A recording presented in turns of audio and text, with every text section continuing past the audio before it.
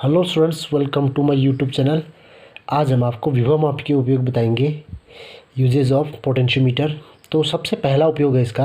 तो इसके दोनों उपयोग बहुत खास हैं। तो इसका पहला उपयोग है दो सेलों के विद्युत भाग बल यानी कि ईएमएफ की तुलना करना।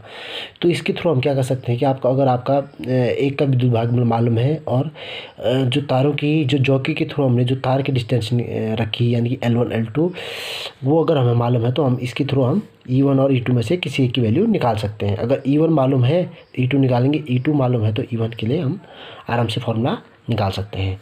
तो इसका सर्किट इस टाइप से है। तो इसमें सबसे पहले क्या होता है कि जब K1 को जब हम बंद कर दें यानी कि K2 को खुला रखें, तब जो सेल C1 का जो विद्युत भागबल रहेगा वो रहेगा आपका E1 = KL1। तो उसकी लेंथ उस टाइम कितनी रहेगी, जो के थ्रू L1 रहेगी। तो E = KL1। तो ये E = KL1 फार्मूला कहाँ से आया? ये K = E/L ये आया आपका फार्मूला विभव प्रवणता से। तो यही सिद्धांत है इसका विभव मापी के लिए। तो आपको ये फार्मूला आपको यूज़ करना है इसमें। तो E1 = क्या आएगा आपका KL1। तो इसको समीकरण हम ले लेंगे 1। तो अब हम सेकंड कंडीशन में क्या होगा कि कुंजी K2 बंद हो और K1 खुला हो, तो तब C2 के लिए जो विद्युत भाग बल आएगा दूसरे सेल के लिए, तो E2 = आएगा आपका KL2। इसको ले लेंगे हम समीकरण 2। तो अब हमें करना क्या है, समीकरण 2 का भाग समीकरण 1 में दे देना है, यानी कि E1/E2 करना है। तो E1/E2 = क्या आएगा KL1/KL2। तो यहाँ से आपका K1 कटेगा, K कटेगा, तो आपका बचेगा E1/E2 = L1/L2। तो यहाँ से आपका निकला यानी कि दो विद्युत भाग बलों का अनुपात। तो यहाँ से अगर हमें E1 की वैल्यू निकालनी है या मालूम करनी है और E2 L1 L2 दिया है तो हम आसानी से निकाल लेंगे, या E2 का निकालना है तो हम इस फॉर्मूले पर के आसानी से निकाल लेंगे।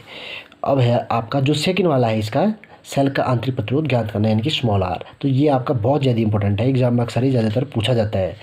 तो इसको अच्छे से समझना है।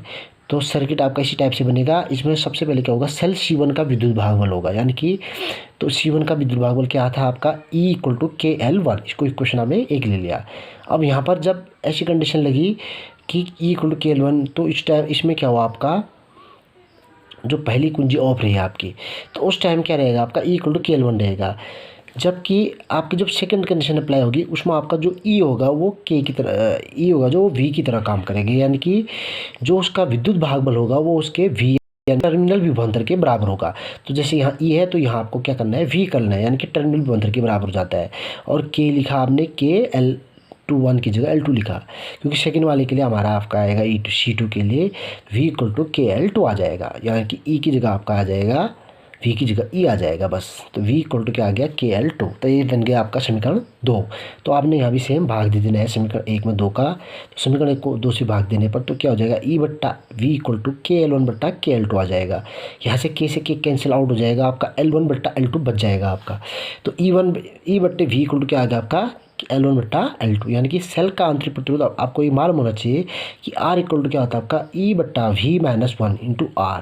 तो ये फार्मूला होता है आपका r, यानी कि आंतरिक प्रतिरोध का फार्मूला। तो यहाँ से आपको E/V, आपको E/V से यहाँ पर ऊपर दिख रहा होगा E/V, यहाँ पर हम L1/L2 रख लेंगे इसकी जगह। तो ये आ जाएगा R = L1/L2 - 1 × R। तो इस प्रकार हम सेल का क्या कर सकते हैं, आंतरिक प्रतिरोध ज्ञात कर सकते हैं।